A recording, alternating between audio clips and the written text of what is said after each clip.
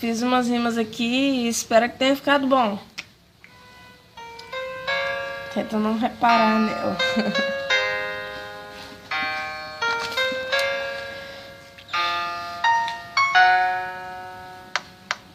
Aí, cabeção, diabo não te ama não, mas Jesus te ama e Ele é tua salvação. Só que você não escuta, não vê, não crê, pois quando Ele voltar você vai se arrepender.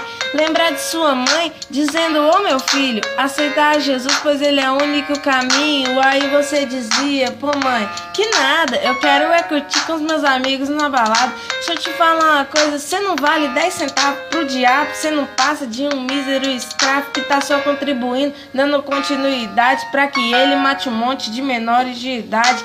Então, irmão, o diabo tá por aí na rua, ele não tem família, então quer destruir a sua. Entrou por uma brecha e ele não tem dó, vai só te decaindo até te levar ao pó.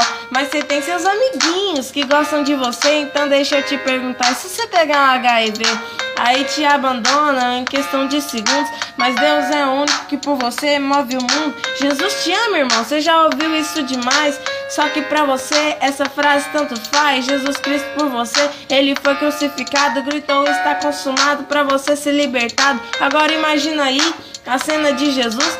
Será que seus amiguinhos iriam morrer por você numa cruz? Então, pois é, você já sabe a resposta. Se liga, cabeção, que Jesus bate em sua porta, quer entrar na sua casa pra sua vida ele mudar. Mas ele não é em cruz, só entra se você deixar. Então deixa ele entrar pra mudar a sua vida, assim como fez com a minha. Olha só minha alegria, pela graça de Deus eu tô aqui firme e forte, mas tem uns moleque aí que prefere até a morte. Falo isso porque tem uns colegas meus, você pergunta se é ateu, o cara te diz graças a Deus. Aí você fica tipo: hã?